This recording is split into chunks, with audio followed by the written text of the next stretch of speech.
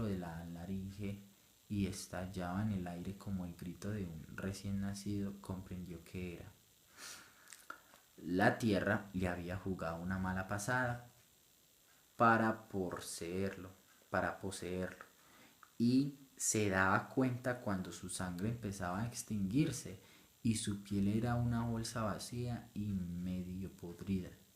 No era el dueño y el señor de la tierra, sino que la tierra le estaba destruyendo, apoderándose de su organismo y comiéndole poco a poco con la falsa promesa de unos retoños verdes que saldrían de él. Lloró como no lo había hecho antes. Estaba desesperado. Las lágrimas eran soladas y con ellas le llegó clarividencia del problema. Tenía la necesidad de orgánica de dar vida. La sal de las lágrimas secaron los retoños verdes de sus raíces. Se sintió libre, libre de ataduras y perjuicios. Logró salir a la superficie y despertó del sueño. No podía caminar, había nacido de nuevo. Parecía un esqueleto, desnudo, amarillento y sucio, pero se sentía seguro.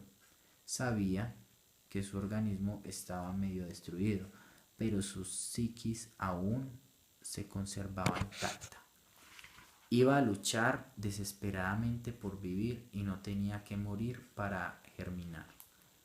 Hundido en las profundidades oscuras, en el silencio, recolectó la soledad.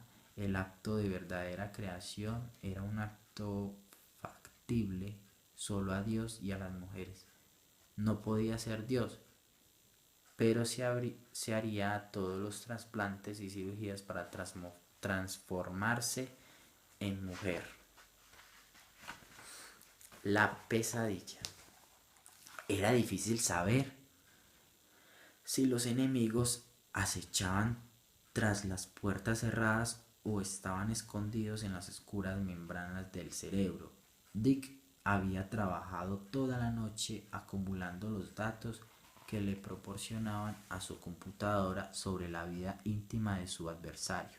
Algunos datos eran ambiguos, pero colocados en ciertas partes del contexto, con cierta habilidad, resultaban demoledores. El informe estaba casi terminado y a pesar del cansancio estaba satisfecho porque iba a aniquilar de una vez por todas a su odiado enemigo. Al otro día, por casualidad, un amigo le propuso algo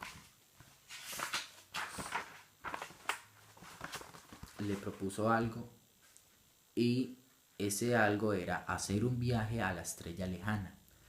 Sintió que el sabor de la venganza le diluía un poco ante semejante aventura y aceptó enseguida formar parte de la experiencia. Pensó que el regreso haría con más énfasis en el final del terrible informe. Una vez en la nave, el médico le auscultó los órganos con el radar. No tenía ningún inconveniente en viajar, salvo que sus nervios estaban demasiado tenosos, tensos, por lo que resolvieron dormirle mientras duraba la travesía. Al llegar a la estrella lejana, el efecto de las drogas se desvaneció, sus miembros entumidos recobraron el movimiento y salió de la nave con pasos vacilantes. Nunca se imaginó ver lo que estaba viendo. Quedó paralizado ante la belleza y desolación del paisaje. Sus nervios se distendieron. El color azul de las rocas le dejó la mente en blanco. Dejó de ser el mismo y hasta le pareció que entre tanta paz y tanta belleza era otra persona. Sus preocupaciones y el cansancio acumulado salieron por los poros de la piel. Habría querido quejarse allí para siempre, pero no. Lo había programado y sus asuntos terrenos lo impedían. Sin embargo, con solo permanecer allí unas pocas horas, había descansado y sentía extrañamente feliz. Al regreso, volvieron a dormirle. Cuando despertó en la tierra, le pareció que era mezquina y pequeñita, y cuando estuvo en su apartamento recordó el informe que iba a presentar y volvió a sentirse cansado y con un extraño latido en las sienes. Tomó unas pastillas recordatorias para experimentar la sensación que tuvo en la lejana estrella. Se acostó. Cuando sus ojos se cerraron, solo vio el paisaje a medias. Un sopor le llevó por el mundo de la pesadilla un extraño animal. Le perseguía por las rocas azules y también por los muebles de su apartamento. Luego sintió sobre su cara el cosquilleo de unas patas que parecían ser de una araña caminando hacia abajo hasta llegar a la garganta. No se atrevió a hacer ningún movimiento. No sabía si estaba dormido o estaba despierto.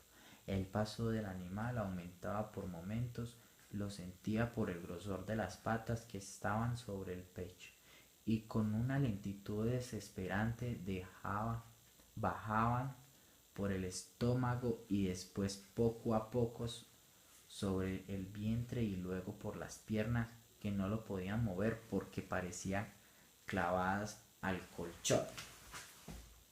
El peso del bicho sobre las rodillas indicaba que había crecido tanto como si se tratara de un cangrejo, y cuando lo tuvo sobre los tobillos percibió el arrastre de las patas. El efecto de las pastillas le impedía despertarse del todo y liberarse de ese extraño y horripilante animal que se había posesionado de su cuerpo. Horas más tarde, cuando cesó el efecto soporífero y aún se debatía en los entretelones de la vigilia,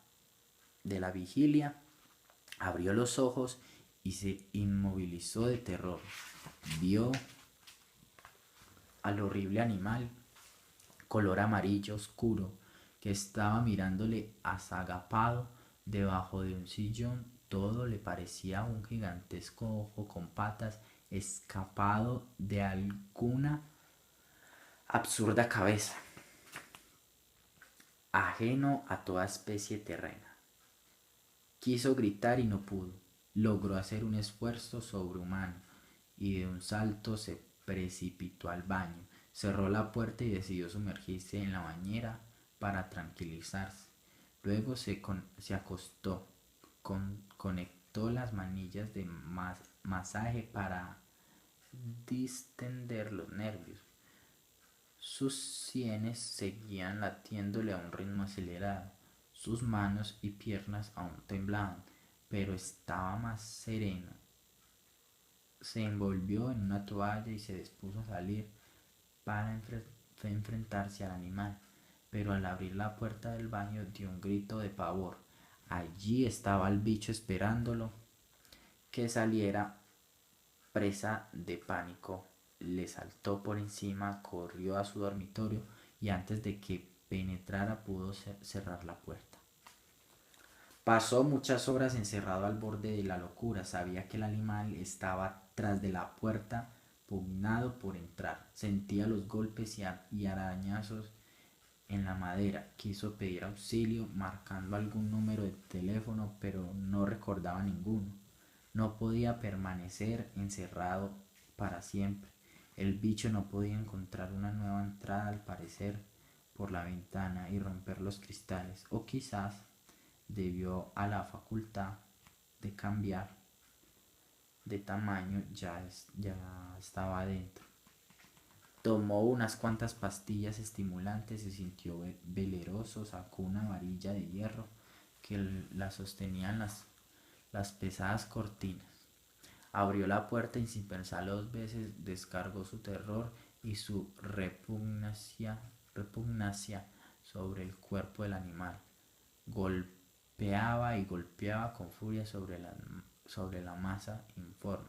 Los golpes, lejos de destrozarle o de hacerle huir, caían sobre el cuerpo sin hacerle ningún daño. Esperaba destriparlo a cada golpe y hasta creía ver el piso embarrado de una materia viscosa hedionda como el pus. Pero todo en vano, los golpes parecían darle más vitalidad. Cansado y vencido, se refugió en la cama, ni siquiera tuvo fuerzas para encerrarse. El bicho se arrastró lentamente y se quedó agazapado. Daba la impresión de que estaba mirándole, auscultándole, midiendo y pensando sus reacciones, inmovilizándole desde lejos para saltarle encima. Era informe, grotesco, debía tener miles de patas cortadas y velludas, debía ser baboso y frío como los batracios, pero lo más terrible era su ojo inmóvil. No supo cuánto tiempo soportó su supervivencia, sabiendo que en algún instante podía enloquecer o morir. No tenía fuerzas para nada, estaba a merced del animal y éste parecía dispuesto a no dejarle nunca. Seguía haciendo esfuerzos para recordar el teléfono de la administración del edificio, de la policía o del amigo que le invitó al viaje interplanetario.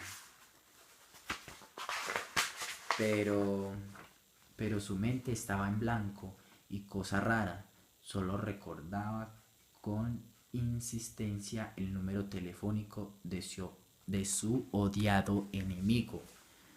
Miró de reojo los informes que iba a presentar y, presa de nerviosismo, de impotencia y de locura, alargó la mano hasta tomar los papeles y, sin saber lo que hacía, los destrozó con furia. Volvió a tirarse sobre la cama mortalmente cansado y decidió que aquel bicho hiciera de él lo que quisiera. Entonces se sintió ligeramente aliviado. Las sienes dejaron de latirle. Se le cerraron los ojos, creyó dormir un rato, despertó sobresaltado al sentir volumen del animal sobre sus pies. Bañado en sudor e inmovilizado por el pánico, lo volvió a acercarse lentamente. Sintió su peso sobre los tobillos y su lento, amenazante caminar sobre las piernas. Al llegar el vientre, todo su organismo se puso tenso, como si una locomotora le pasara por encima. Al sentirlo sobre el pecho, se dio cuenta que el bicho se había reducido de tamaño, pero seguía siendo tan terrible como una tarántula. Subía despacio por la garganta y entonces, bajo el cosquilleo de sus patas, le pareció un escarabajo.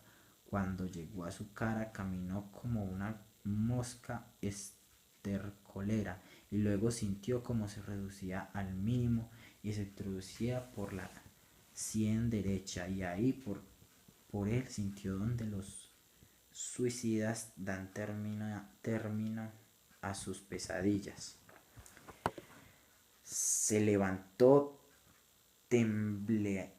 temblantemente y se fue al espejo. Se vio lívido como un cadáver y como un resucitado, y vio que en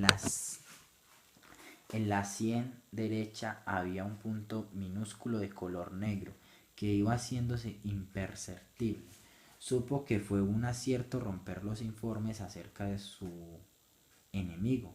Cuando viajó a la estrella lejana de rocas azules, de silencio y misterio, se le materializó la conciencia, tomó una forma definida y salió al exterior convertida en monstruo. Recordó que su conciencia siempre le había jugado malas pasadas. Juró que nunca más volvería a hacer viajes